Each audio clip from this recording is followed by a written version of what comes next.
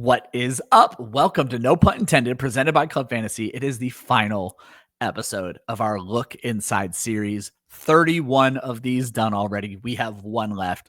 And of course, we save the best for last, as we do every single season. The Philadelphia Eagles are your reigning Super Bowl champions. They had a really, there's not enough time for all the reallys, good fantasy offense last year. The question is, do we think they're going to be able to repeat? Do we think they're going to be able to repeat for fantasy? It's me and Josh riding on this final episode.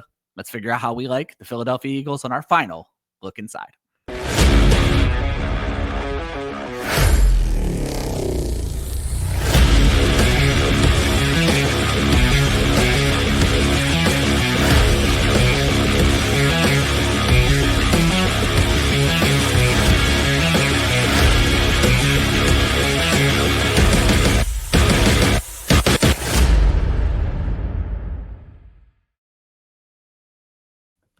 Welcome to No Pun Intended, presented by Club Fantasy. I am your host, Ryan Weisse. Joe Zolo is out in Savannah Banana Land. Don't try to talk as fast as me.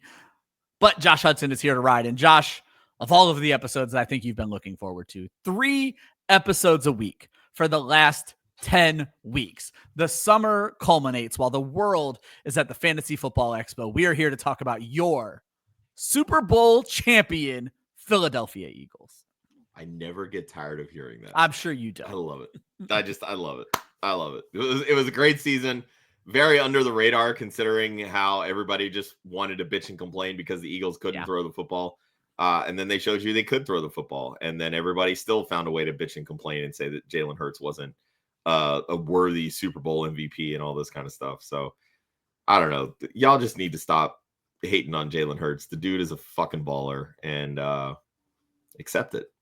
Yeah. Plain and simple. And we're going to have, except I'll probably be a hater by the end of this episode. Not necessarily, but I am going to be talking Jalen Hurts. But let's start with the Philadelphia Eagles. 14-3 last year. Just a great season. Obviously, Nick Sirianni is back. But when you win the Super Bowl, you tend to lose offensive coordinators. Kellen Moore is now with the New Orleans Saints. Josh listed this as same-ish offense. And what I would say to that is it's probably not the exact same offense we ran last year, but you're going to see a very similar offense to when Nick Sirianni used to call the offense, because Kevin Patullo is the new offensive coordinator, play caller. He's been the passing game coordinator there, Josh, since 2021. So same. And he worked with Sirianni in Indianapolis as well. Exactly. I was going to say Patullo is an arm of Nick Sirianni. So while you may not see the Kellen Moore version of this offense, you're certainly going to see a very Philadelphia Eagles Nick Sirianni offense this season. 100%. Yeah, it's going to be really interesting to see. A lot of the stuff out of camp is that they've been very cognizant of how much they used Saquon Barkley last season. Yeah. So they're actually working him in a lot of different like wide receiver formations where he split out in the slot out wide. Because again, they want to try to lessen that toll. Like they're very well aware that he had 480 plus touches when you combine the 4 postseason games, So there's a lot of damn. We got to lighten the workload a little bit. They let Kenneth Gainwell go, but they really like Will Shipley, the kid they drafted out of Clemson last year. And if you watched any of that first preseason game against the Bengals, Will Shipley can play. Yeah. Well, save that for about 1 minute here, Josh. I will remind you folks that it is August as we are recording this episode, and at Club Fantasy, that means it is Women of Fantasy Football Month. We do a lot to support women in this industry, and more than anything, Josh and our good friend Faith Enos started the movement that is Women of Fantasy Football. It's going to look a little bit different this month. There's not going to be dedicated episodes or every week raffles, but there are going to be raffles. But before we get into all of that, I would remind you to go to one of our partner sites, the Gridiron Goddess. If you are looking for shirts for the wonderful Women of Fantasy Football tournament we have going on, but koozies and even fantasy football trophies, if you use promo code WAF over at gridirongoddess.com, you will get 15% off of your order. And as I mentioned, while the raffles and the month looks a little bit different for us, we are always here to support women in fantasy football. Josh, what raffle do we have going on right now for the month of August that people can take advantage of? Yep. For the month of August, we're raffling off a signed Nico Collins Houston Texans jersey. All of the ticket sales, which are $5 a piece. You can buy as many raffle tickets as you like, but every single dollar earned from those raffles is going to support our WAF Galvanize Scholarship Fund. If you're unfamiliar with Galvanize, it was founded by former NFL and Fox sideline reporter Laura Oakman, and the whole goal was to provide women in sports media the tools to succeed, basically what she wasn't awarded when she first broke into the industry. Yeah. It's a great organization. It's been a great partnership. We've raised, I believe, over $12,000 in scholarships over the last 3 seasons doing these raffles, and just absolutely adore Laura. She's such an amazing human being. So go check that out. You can go to womenoffantasyfootball.com. You can click on the graphic that shows the big Nico Collins jersey and purchase your raffle tickets, or you can hit up the Women of Fantasy Football Twitter. That's at women_of_FF. It's the pinned tweet, and go get your raffle tickets.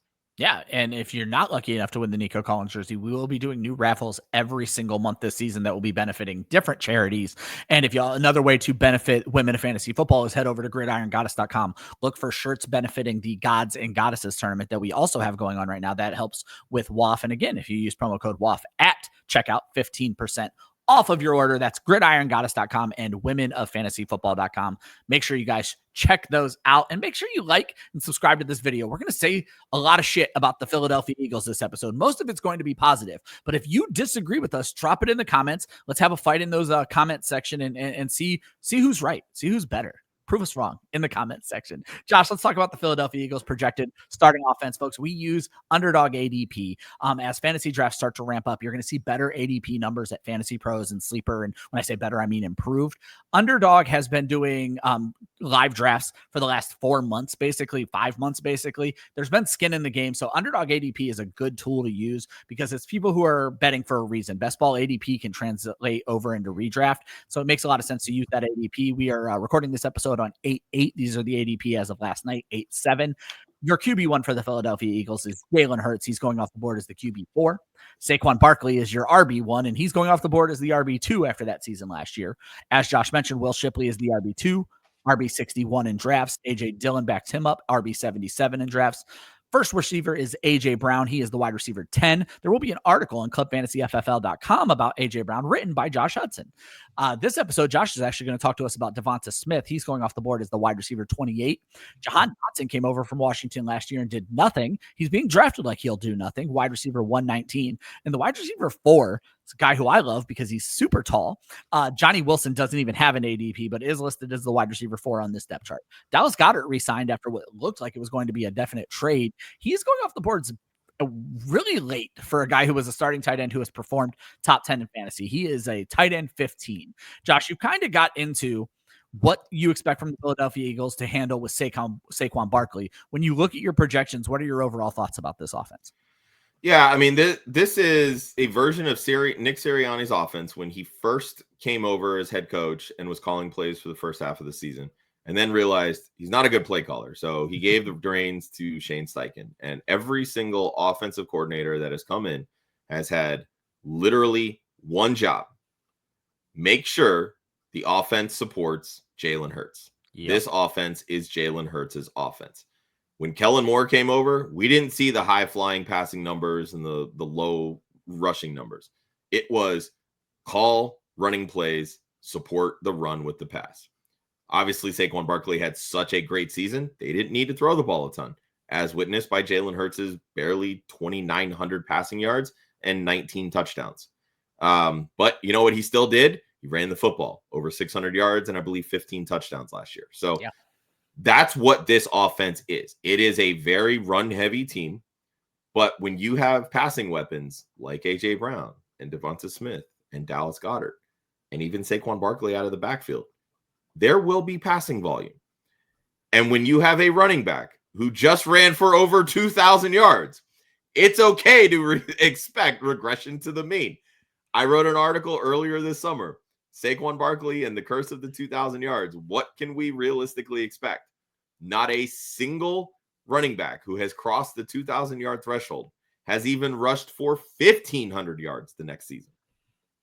So for everybody that thinks that Saquon Barkley's just going to do it again, I would caution you, pump the brakes a little bit. While I do still think he's going to have a good season, what that means is the passing volume is going to go up. So it's okay to invest in these pass catchers. But more to the point, this team's going to score a ton. This is a really good offense. They have a lot of superstar players on this team. And it all starts with Jalen Hurts. Yeah.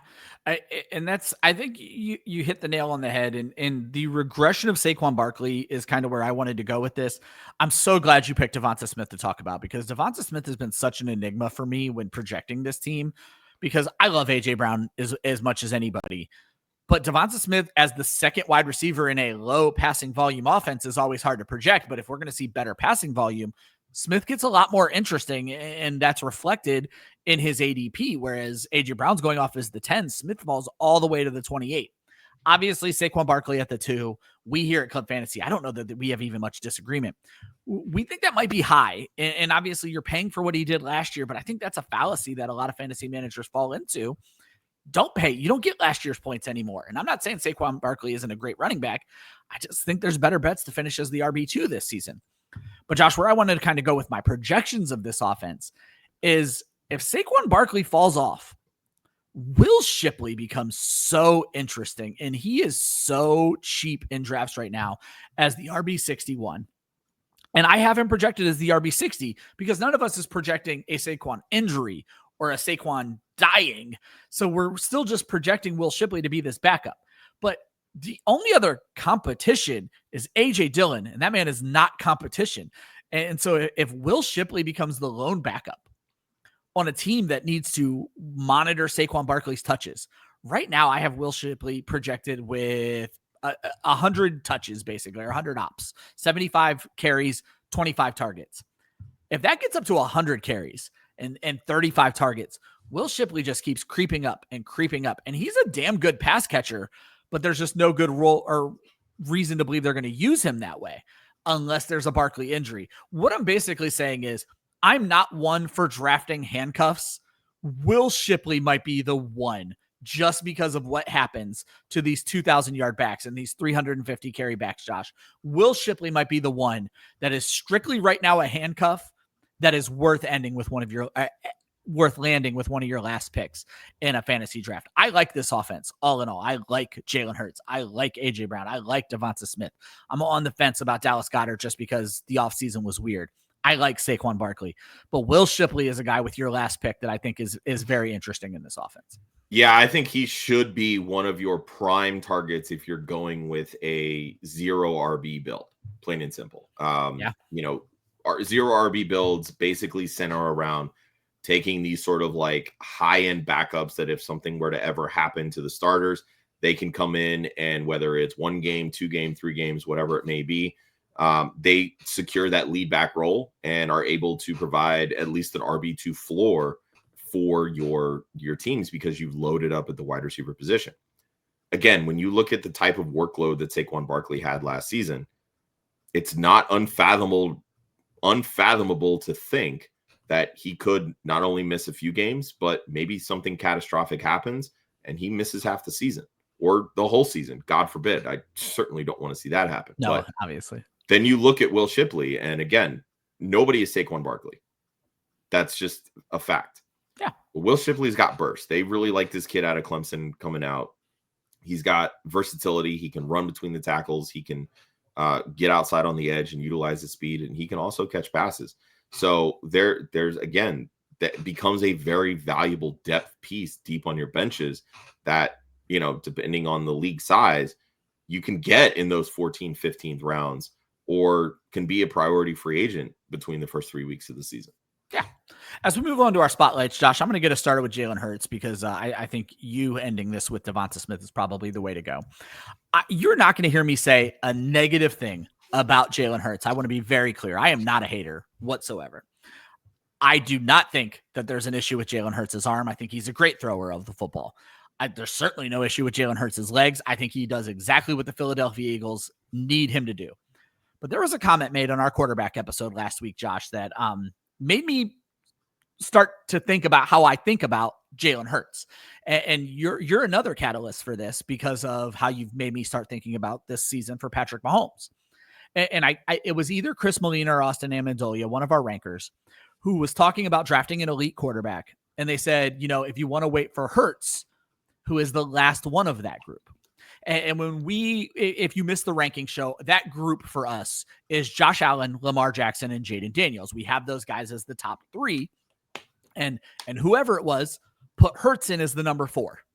And Josh, it made me think, do I think of Hurts as the last one of that group? And there are two quarterbacks that make me think I don't think of him that way. And those quarterbacks are Patrick Mahomes and Joe Burrow. Obviously, Hurts has the elite rushing upside. There's only 4 quarterbacks in the league who can do what Jalen Hurts does, running the football.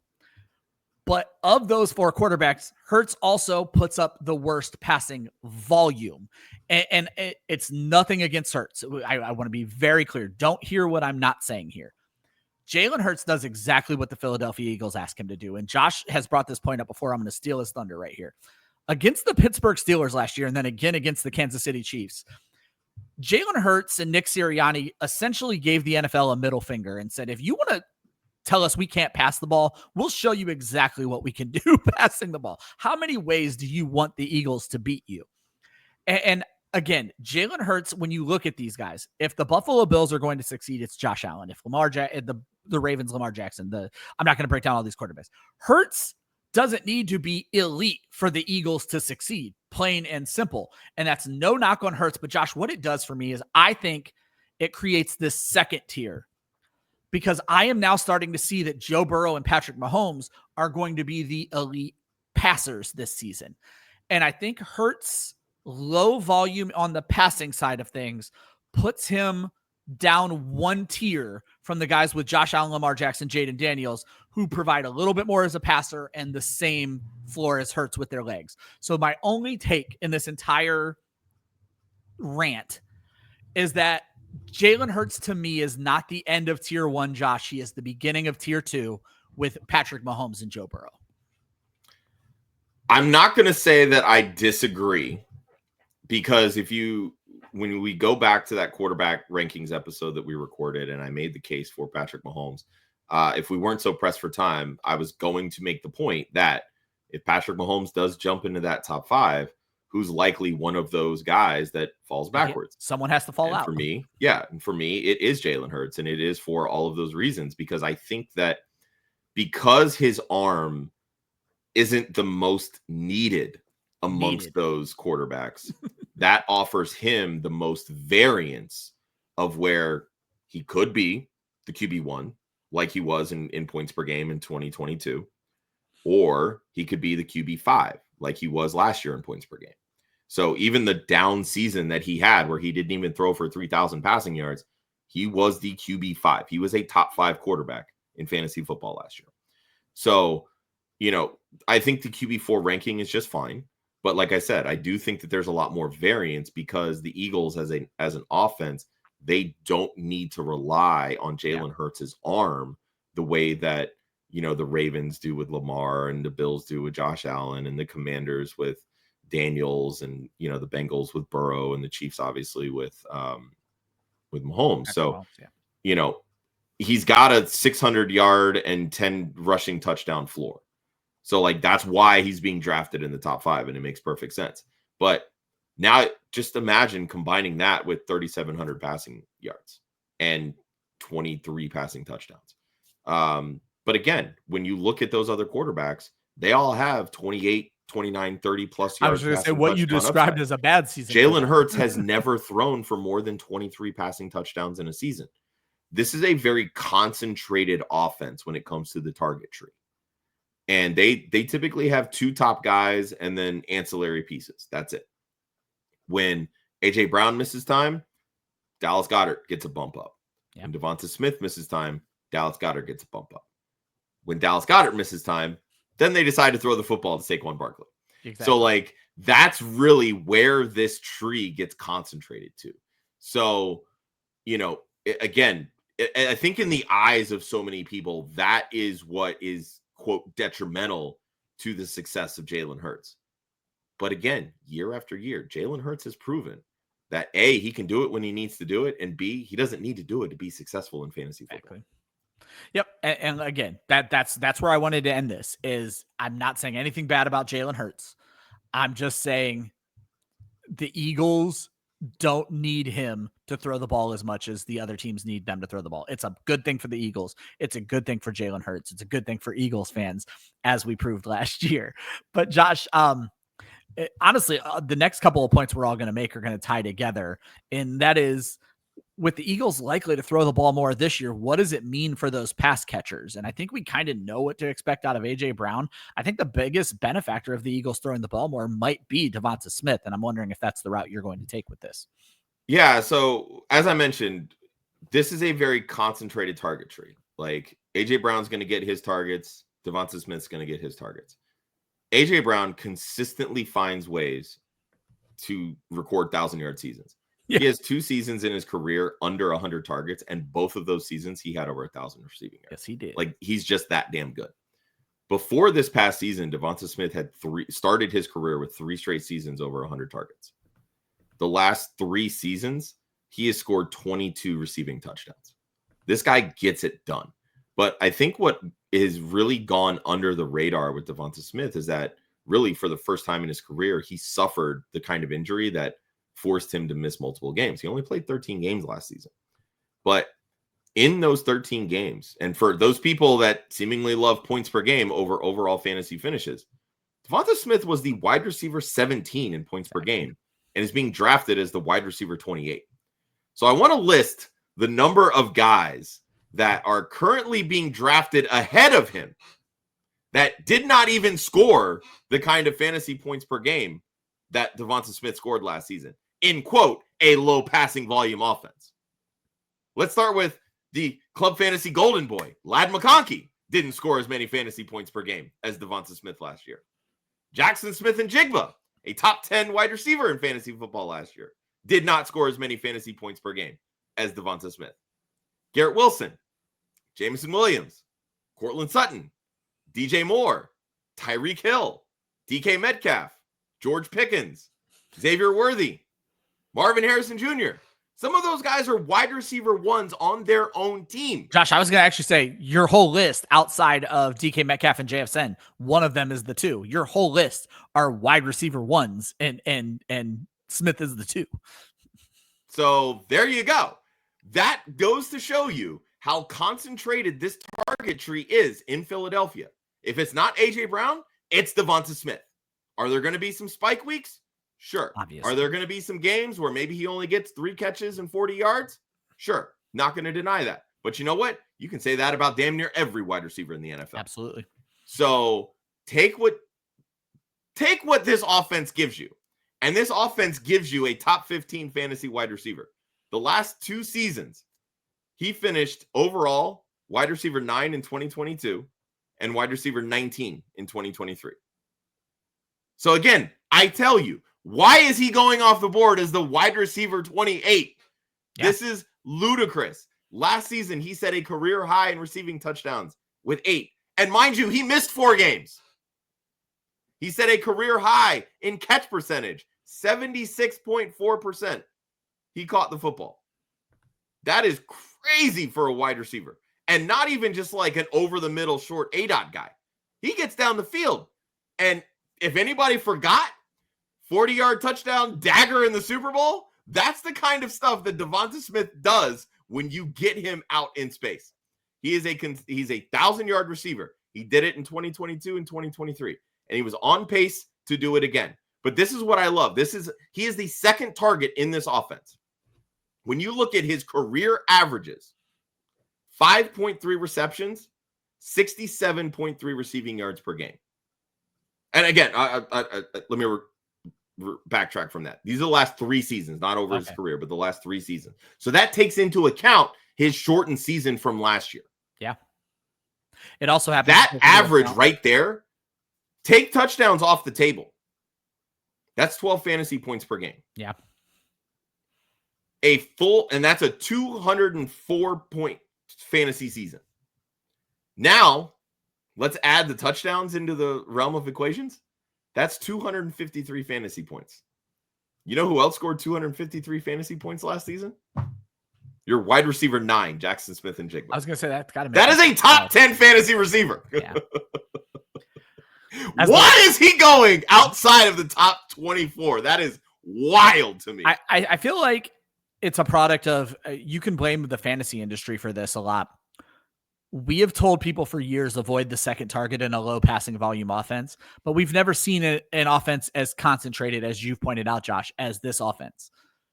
the tight ends and running backs don't matter when both of these wide receivers are healthy. That's not the case with any other NFL team. So there are exceptions to every rule, and DeVonta Smith is the exception to don't take the second target on a low passing volume offense. I've been talking about this since the Bengals episode. There is 0 point in drafting T. Higgins as the wide receiver 12, 13, 14, whatever the hell he's going at, when you can get George Pickens at wide receiver 31. He's the second target in what is likely going to be a very high volume passing offense, right? Devontae Adams, high target volume wide receiver 2 in a highly concentrated, pretty high volume passing offense, going later than T. Higgins. DeVonta Smith might be the better value because of his success in this particular offense over the last 3 seasons. Couldn't agree more. And Josh, that kind of brings us up to the point of the camp battle. The camp battle might be the offensive coordinators, Kellen Moore versus Kevin Patullo. You're not wrong, because the last time they switched offensive coordinators, holy crap, the Brian Johnson experiment did not work. Didn't work out well, Josh. But the thing we want to wonder with the guys we've been talking about is the passing volume. And I think the easiest way just to talk about this, Josh, is to talk about our projections. So last year, they did not throw a lot of passes. I don't have the exact number in front of me for last year, but I think it was sub 500 by quite a lot. So, because Hurts only threw 361 and missed 2 games. So overall, it was a very low passing volume offense, Josh. Where do you have the Philadelphia Eagles projected throwing the ball this season?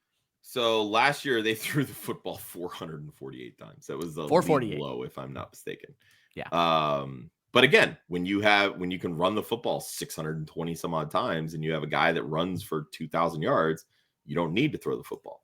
As for my projections, I have the team at 537 pass attempts, which breaks down to about 31.6 per game. Okay. And I have the rush attempts at 556. So obviously, it's a big drop from last year. But again, I mean, it's to be expected. You're not going to get another 2,000-yard season from Saquon. And let's be honest, if you do get another 2,000-yard season from Saquon Barkley, I will hear no argument to the contrary that he is the greatest running back of all time. Because quite frankly, no running back has ever done it. Yeah, I mean, obviously. That's that. But I digress. But I have them at 556 rush attempts, so about 32.7. So it still leans more run heavy, but it's much more balanced than in years past. And really what it boils down to, when you run the ball the way Philly does, you can control the clock, and you're going to be running 65, 66 plays per game. Yep.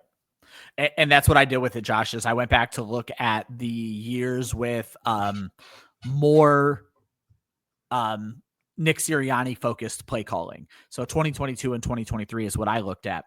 536 attempts in 2022, 563 attempts in 2023. I went with the fact that they have Saquon Barkley now, so I leaned more on the 2022 season, and our numbers are so eerily similar. I have 541 passing, 549 rushing, 64 plays per game. So you and I are looking at this pretty much the exact same way, and just like you talked about, I have A.J. Brown at a 25% target share. I have DeVonta Smith at a 23% target share. I am focusing this offense on 4 players: Jalen Hurts, Saquon Barkley, A.J. Brown, DeVonta Smith, as it should be. And again, for fantasy purposes, we may not get what we got from Saquon Barkley, but for fantasy purposes, this offense could actually be better in 2025 because more passing means more fantasy points, plain and simple, people. Yeah, 100%. I mean, I don't usually stack quarterbacks out for 17 full games. And especially when you're dealing with good teams like the Eagles, there's a very high chance that even if Jalen Hurts plays, the first 16 games of the season, he's likely to sit out week 17, right? Yeah. So like I have him currently at 505 pass attempts over 16 games, just over 3,900 passing yards, 24 passing touchdowns. And again, I gave him his usual, 600 plus rushing yards, and I have him at 12 rushing touchdowns. So that's out as my QB3. But again, like when you look at the 2 seasons of 2022 and 2023 before the 2,000-yard Saquon season last year, he was consistently over 3,700 passing yards. That is what Jalen Hurts is capable of doing, plain and simple. Absolutely. They just didn't need him to do it last year. And I think that's what people just want to focus on. Oh, well, Saquon's there. They don't need Jalen Hurts again.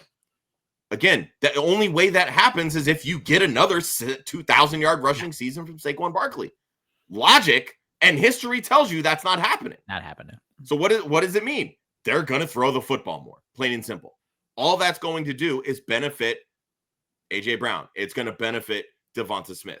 I'm similar to you, Ryan. I have A.J. Brown actually a higher target share. I have him at 26.8. I have DeVonta Smith at 22.5. But I'll tell you what, if with A.J. Brown and his career averages, like he averages over 16 yards per reception. You give him that, he jumps up to my wide receiver 6. I only gave him a 14.1, so I have him just over 1,300 yards and 10 touchdowns, which, again, very much in the realm of possibilities for A.J. Brown to do. Like, that's why he's being drafted as a top 10 wide receiver. But I have DeVonta Smith at 85 receptions, 1,100 yards, and 7 touchdowns. That's out as my wide receiver 21. So, again, wide receiver 20, he's a screaming value. He's a wide receiver 2 in fantasy football, and I legitimately cannot fathom why people aren't drafting him as such. Yep. And we wrap up this final episode of the Look Inside series with our best bets for the Philadelphia Eagles. I would remind you, if you do gamble, please do so responsibly. Josh and I have both scoured DraftKings for some of the bets we like around his Philadelphia Super Bowl champion Philadelphia Eagles. Josh, you stole my bet. That's how you should lead off every time you say the Philadelphia Eagles. It's like the Ohio State University. It's in your contract now, right? Exactly. Josh got to the show sheet first, mainly because I got to the show sheet literally an hour before we recorded, and Josh stole my bet. So Josh has the best bet. Josh, go ahead and explain it.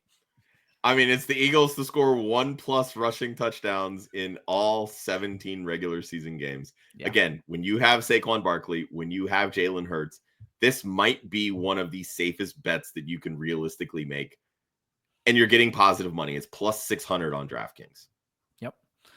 Josh, when I looked at this, it's funny. I didn't know where you were going to go with DeVonta Smith, but I wanted to look at DeVonta Smith as an undervalued asset in fantasy football, and it turns out we agreed. So I looked at DeVonta Smith's best bets available over on DraftKings, and I looked at the touchdowns and the yards, actually. You can get DeVonta Smith to score 8 touchdowns at plus 200. You can get him to score 10 touchdowns at plus 500. And now I will say a 10 touchdown DeVonta Smith season probably means A.J. Brown got hurt, but I mean, stranger things have happened. So I love DeVonta Smith there. And then you can also get him at 1,000 yards, Josh, at plus 225. So I can triple my money on any of these bets.